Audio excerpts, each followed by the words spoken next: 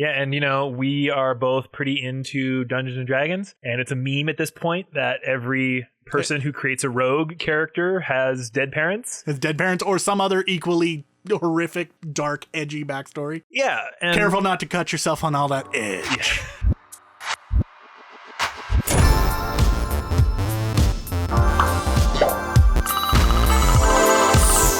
Hey everybody, welcome back to the Behind the Screen podcast. I'm John Algis, and joining me once again this week is Owen Poole. How's it going, everybody? It's good to be back. So, with everything going on, we haven't exactly gotten a lot of movies this year. No, not really ones we can actually go to the theater and see, which is a bummer for us because we're big theater fans. But one that we did get was the latest Christopher Nolan joint, Tenet, which got us thinking about a lot of things because, the movie is kind of a bit of a mind screw sort of thing, to put it in classy terms.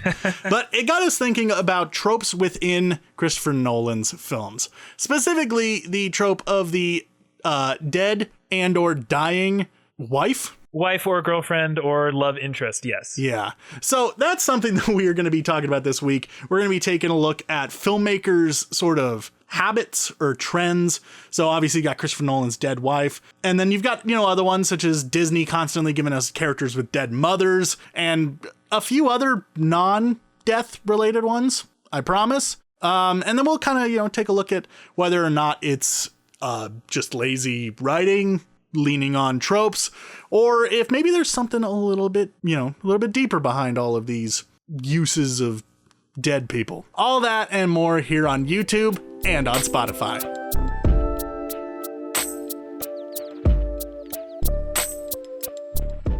Okay, so I know that I said that we were going to talk about a lot of different filmmakers' trends, and we will, but this first little section here, I want us to focus a little bit on this whole dead wife thing with Christopher Nolan. Yeah. When you brought up this topic to me, I was thinking a lot about, based on the Christopher Nolan example, I was thinking a lot about other filmmakers and what other sort of trends that are like this that pop up a lot. And I struggled a little bit because the Nolan example is so interesting because all of his movies are really different, but yet they feature this same sort of through line in pretty much all of his films. The dead or dying wife, girlfriend, lover. Yeah. Sort of thing. Now, if you don't know what we're aware of, let's run through a little bit of a list here of films featuring dead wives. That's a term that I'm going to use, but know that it also refers to like girlfriends, lovers, all that sort of stuff that Christopher Nolan has worked on. Memento, entirely driven by a dead wife. The Prestige, we see a wife die pretty early on in it. Yeah. Inception, we have Cobb's wife being a major driving factor throughout it. By the way, she's dead. Spoiler alert. Technically. Yeah. In the Dark Knight films, there's a couple of different examples of death, which we will get into. Interstellar, Cooper's wife died before the film started, and that kind of drives the whole thing through. And then in the most recently released, spoiler alert, Tenet, we have a character who spends the entire film trying to kill his wife. Yeah, I think the only one I can think of that doesn't feature that prominently is Dunkirk. There's no wives in that. Yeah, it's all dudes. Is there even a woman in the cast? Not that I remember. Yeah, no, I don't remember any. So yeah, it's a lot. A lot of his biggest films feature the dead wife trope. Yeah. By the way, we're going to say dead a lot. I hope that this episode doesn't get demonetized just simply because of that. But let's start things off. We got Memento. That was Christopher Nolan's first directorial debut. His first major film. And again, it's a plot. If you haven't seen the film, I highly recommend that you do. Like, if you haven't seen any of these movies, just turn this episode off and go watch them because they're all fantastic for the most part. But this one, the entire plot is driven by the character trying to solve the murder of his wife. Yeah, because the whole movie is basically him. He has amnesia and he's trying to remember everything that happened before. Yeah, so the film winds up kind of being in reverse a little bit, which is a really interesting, storytelling technique. And we're going to get into this more later, but that's, to me, one of the more interesting things about this is that Nolan focuses so much on the presentation rather than the characters. Yeah, he sort of, as we were talking before the episode, I referred to him as the Nintendo of filmmakers, because it's almost like he takes a gimmick and then he builds the film around that. Yeah. So like with Memento, you've got the film kind of being told in reverse. With Tenet, you've got the whole time reversing thing. With Inception, you got the dream thing, obviously. Yeah. And then with Interstellar, you've got like playing with time and different. And the whole like different dimension thing. So he has a tendency to play with this, like a very like cool concept that he builds a story around. Yeah. But again, he always fits a dead wife in. And Memento is where we see that sort of begin. And then after that, following up from that, he did a couple movies in between. It should be noted that we're going through films that were written by Christopher Nolan. If you look through, he has done a few films in the past. As I said, he did a few films in between Memento and this one that weren't written by him or Jonathan Nolan. And so those ones, we aren't really considering those. They might have also had examples of dead wives, but they aren't direct Nolan joints. Yeah. But the next major example would be The Prestige, where we actually see Hugh Jackman's wife tragically drown, like in the middle of a stage performance. And I'm not going to say that that necessarily drives the entire rest of the plot, but it does play a major role in his character's arc going forward, because he begins to just obsess. Well, when the whole plot revolves around magicians and one of the main character's wife dies in a accident related to a magic trick, that's definitely gonna drive the majority of the plot. Yeah. And then after that, we see it again in Inception, where again, Cobb's wife plays a major role throughout the entire thing. And she is, at least within the real world, dead. Yes. She technically alive in the dream world. There's a whole like the last layer. Yeah. We could too much to go over. There's a whole weird like, where's your subconscious thing? All the different dream levels. She's like in the last level, which is you can't escape from. Which I guess that she got like trapped in there and then she went crazy and then killed herself. In the real world, it's weird, guys. And it was Cobb's fault. Yeah. Which is, the major driving factor behind his character is that he feels guilty and responsible for what happened to her, which is why in all the different, dream levels, she can like intervene and mess with things. Like when they finally get into the first like dream level, when the plot really kicks off, he's like, oh yeah, this is a thing to hit the crew. Like, yeah, she can come in and mess with things and everything's screwed now. And then they're like, well, that's cool. We should have known that going in.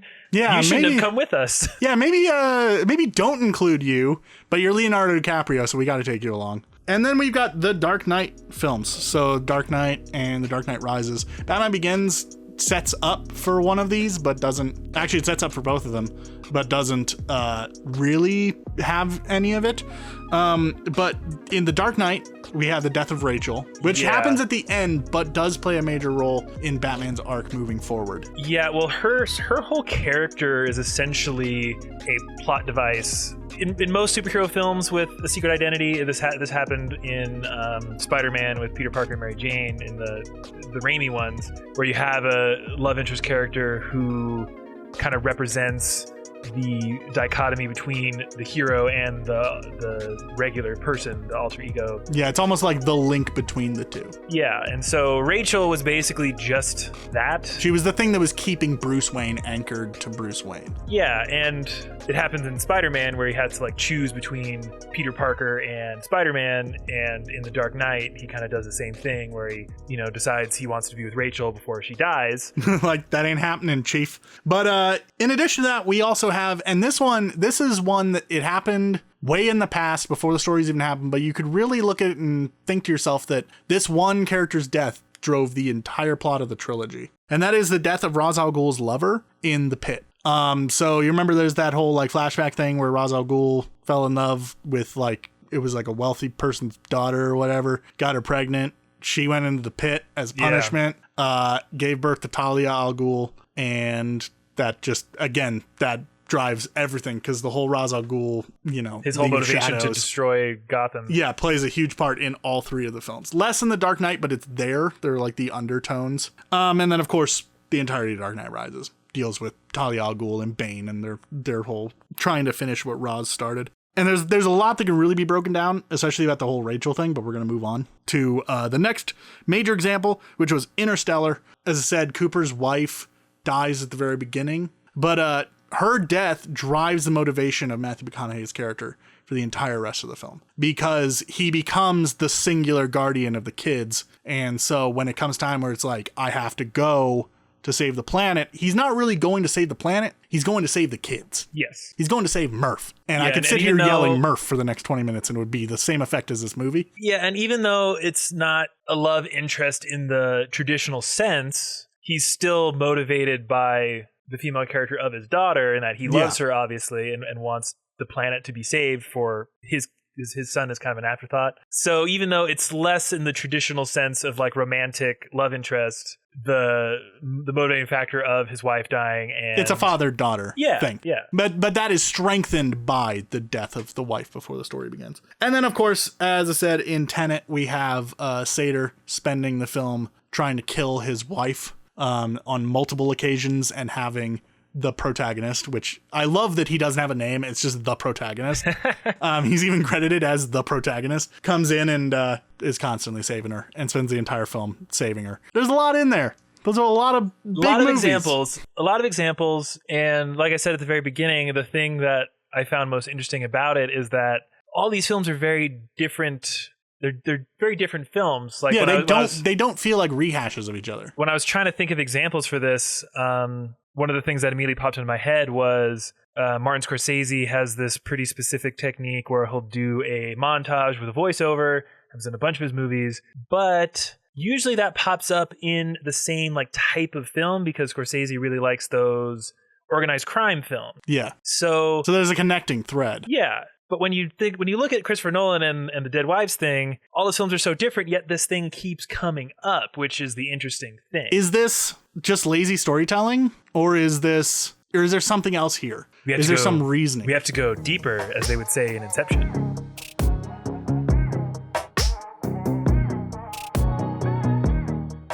So in order to go deeper, because that's the way that we're going to be doing this, I guess, to fully understand what might be behind Nolan doing this, let's try to take a look at examples of other filmmakers doing their own sort of habits or tropes.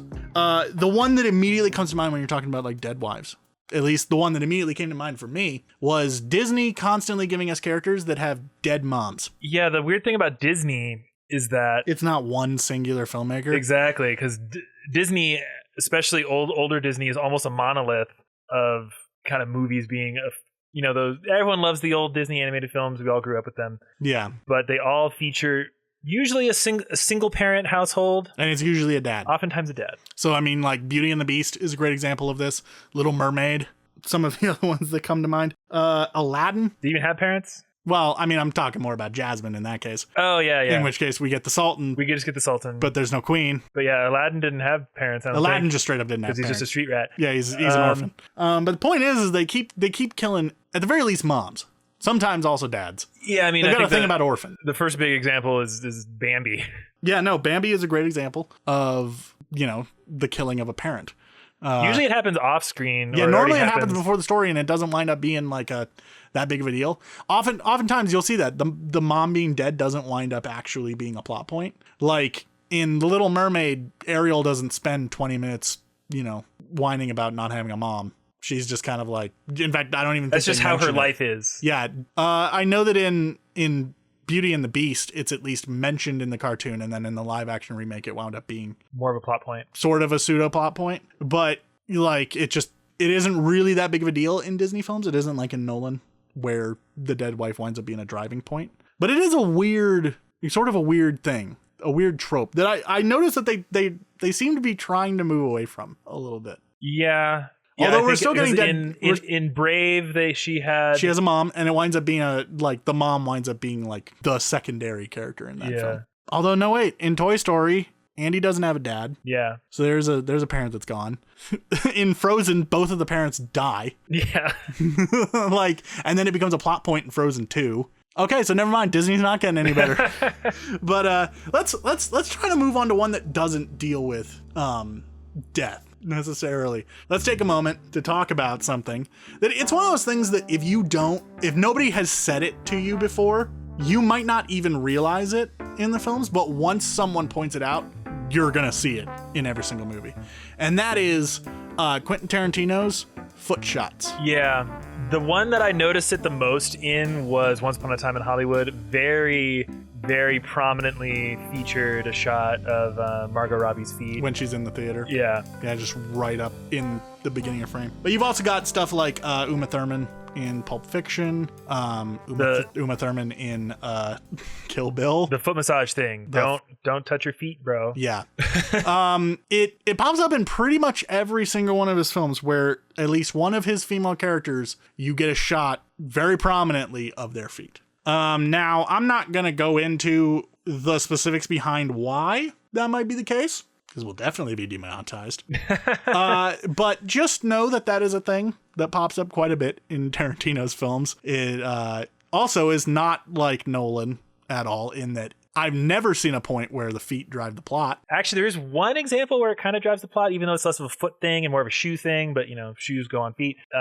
Christoph Waltz's character, after the aftermath of the massacre at the tavern, where all those people where all the people die, he finds the spy woman's shoe, and he recognizes the shoe and then figures out that she is a spy later when they go to the theater. So there is a little bit of a connection there. But a little bit. It doesn't wind up being a major driving point like Nolan. So, okay. So far, the examples that we've looked at haven't necessarily been on the same level as Nolan. Yeah, so Nolan's on another level. Let's try digging a little bit deeper into some of these, and find some other examples that might be a little bit deeper to see if we can find something that's a little bit closer to that Nolan connection. We've got a lot of stylized stuff.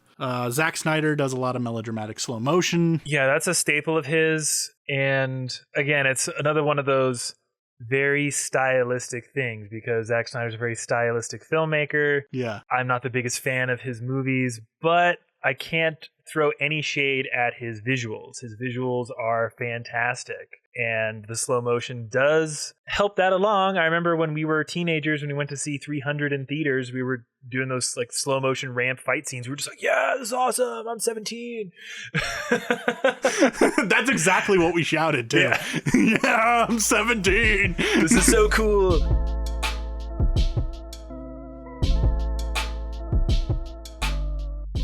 All right, so we tried to find some other filmmakers who had similar, habits, but none of them ran as deep as Nolan. If you can think of any, put them in the comments. Yeah, but the point is that it raises the question, is this just Nolan relying on an overused trope for some lazy writing just to get the story going? Or is it something deeper? Is there something psychological? Is he trying to tell us something?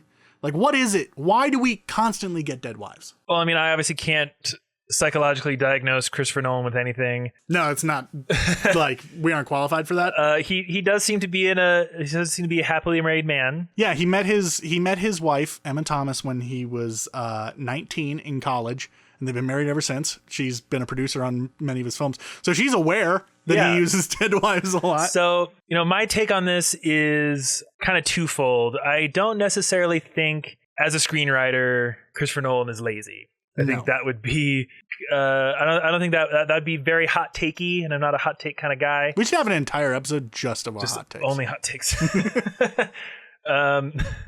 His plots are intricate. Like the Prestige is a very intricately plotted out film, as is Inception, as is Interstellar. There's a lot going on in those movies, but as I kind of alluded to at the beginning, it has so much more to do with the nuts and bolts of the plot itself rather than character development. Yeah. Because you can have a film that just revolves around a character and it's more mundane, and it's just kind of around that character's, personal journey and struggle. One of my favorite movies that I've seen not recently, like the last 2 years, was Patterson. Yeah. Boring plot. There's not much going on in the plot, but it's so centralized around one character, and that's not really Nolan's... That's the complete opposite of Nolan. Yeah. Because Nolan doesn't really do characters. Exactly. And so if you have a classic storytelling device, as much as I think the, dead wife, girlfriend in the fridge sort of trope is falling out of style with,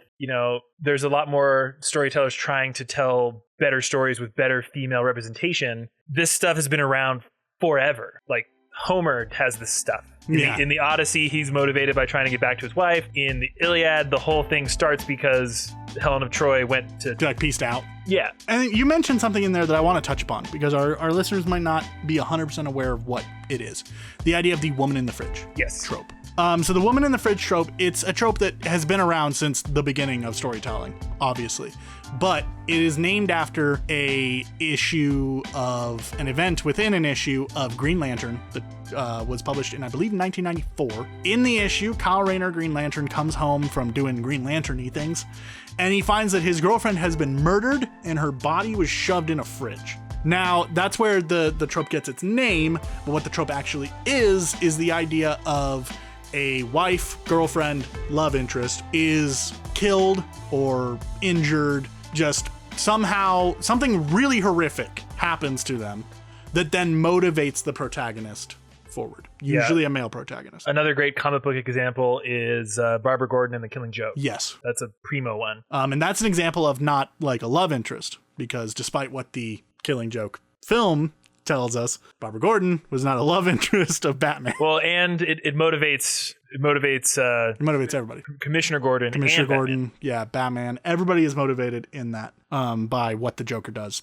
to Barbara Gordon. But that's an interesting trope, and you could almost apply that trope to Nolan with the dead wives thing, because you could, in a couple of circumstances, that is the case. Memento, I would argue that's the trope is being used there. I would do it for The Dark Knight. Even though she dies so much later on, and she dies later in the film, it still is. It winds up being a moment, an inflection point in Batman's story, not only for the rest of The Dark Knight, but also for The Dark Knight Rises. Yeah, and just the way her character is used in that film specifically. Yeah. And in Batman Begins to a lesser extent. Also, you could probably...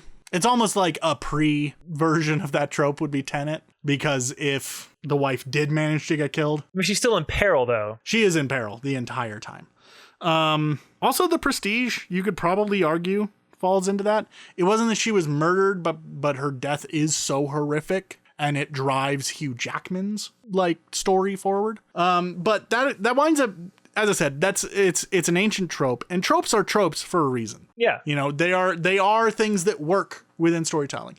It's just the same as the hero's journey is something that winds up getting used a lot, you know, and has been used throughout time, even though Joseph Campbell defined it in his book centuries after it was first used. These are tools that are used by storytellers. Yeah, and just the fact that Nolan seems to use that specific tool a lot, I don't know what that says about him. I think that's just an easy way to give your character motivation, and it's an easy way because pretty much all of his films follow a central male hero character. Yeah. It's just an easy way to give that character motivation. If you look at the Disney example, it's just an easy way to make your character different or unique somehow, to come from a single parent household or a zero parent household. Yeah, in Disney's case, it winds up because I feel like a lot of those stories are about a character overcoming adversity. Yeah. And so what is the easiest way to set your character up at the beginning to already be on the back foot? Yeah. Make them either an orphan or shy a parent. Yeah, and we are both pretty into Dungeons and Dragons, and it's a meme at this point that every person who creates a rogue character has dead parents. Has dead parents or some other equally horrific, dark, edgy backstory. Yeah. And careful not to cut yourself on all that edge. Yeah. But that does sort of go in the direction that I think is the case with Nolan. It really comes down to two things, I feel. So I think we can agree that Nolan, not great with characters.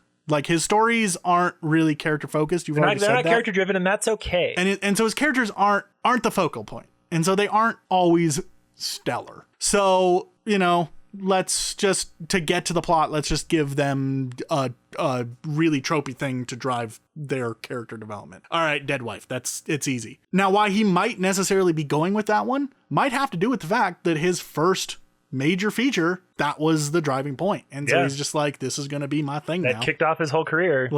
Dead wives, that's my calling card, as it were. Because one of the few films that he directed but didn't write was Insomnia. Yeah. And the reason he got that role as the director of Insomnia was because someone was impressed by Memento. Yeah. Insomnia, also a story driven by a dead girl. Not a dead wife or anything. It's very Twin Peaksy. Worth bringing up. Dead girl kicks off the plot. So the idea that does Christopher Nolan hate women? No, I'm not going to say that. He's been married. He's been at least with the same woman for decades. Like, he doesn't hate his wife. I would like to see him maybe in his next film have let's have a dead husband. Dead husband. Could do a dead husband, or just have a female character with a bit more agency. I'd like to see that. I mean, you could maybe argue that Ellen Page had a bit more agency. At least in terms she's kind of a minor character, though. Yeah, but at least in terms of Nolan characters, Ellen Page's character in Inception might have had the most agency out of all of them. And maybe Catwoman, and possibly Murph. Because Murph is doing Murph things. She winds up being a little bit of a bamf, so that's possible. But yeah, I would like to see from future Nolan films maybe less of a reliance on the dead wife, and maybe give the wife a purpose in the story besides just she's here to die, or she's here to nearly die and motivate the protagonist. Yeah. So can we just agree that maybe it's just like shorthand? Yeah, it's not necessarily lazy. I mean, it kind of is. Like me saying he's shorthand is me being nice and not saying it's lazy. Well, I just don't know if you can have a film like Inception, for example, that's so high concept, all these things going on in your story, while still having such in-depth character development. Can it be driven simultaneously by character and by this high concept thing that you're doing? I think that's hard to pull off, personally. Inception, I think, is probably the, I know that there's a lot of discussion about what's Nolan's best film?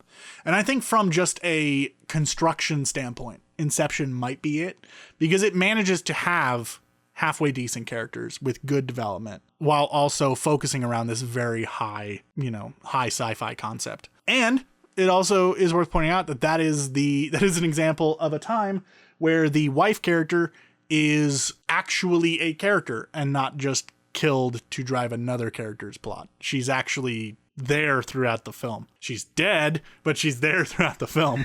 But yeah, interesting thought. But I am really curious if you know of any other filmmakers who have something that they do, that is specifically from a story angle. Yeah. There's so many styles. That is this deep, that is as deep as The Dead Wife, that runs as just solidly throughout all of their work. Please let me know.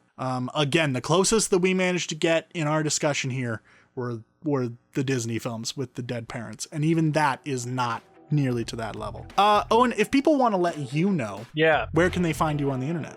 Find me on Twitter, owenscott_p. You'll get a lot of sports takes. They might not be might not be scorching hot, but they're there. Find me on Instagram, owenscottpool. I'm posting some beautiful wedding pictures very soon from a friend of mine's wedding. I took a photo of that. Yeah. Still working on my YouTube. It's been a struggle, but I think it's been a struggle for everybody, dude. Yeah. But if you want to find more about me, you can also find me on YouTube. I am under the name Bender Waffles on YouTube. You can also find me over on Twitter and Instagram under at Bender Waffles, BenderWaffles. Over on Twitter, I'll be having hot takes about how we as a society should destigmatize talking about salaries, because it puts more power in the workers' hands when everybody knows what everyone's getting paid. That it does. Anyways, guys, be sure to let us know down in the comments below if you know of any of those films, filmmaker trends rather. And until next time, I'll see you later. You really want to get this guy, don't you? Killed my wife. So yeah, as I said, if you guys know of any filmmakers who have trends like this, feel free to let me know down in the comments below, or give me your thoughts on Christopher Nolan constantly killing off wives. That's always fun to discuss, right? While you're down there, be sure to subscribe to the channel if you're on YouTube, or follow us if you're on Spotify. Thanks for listening, and stay safe out there.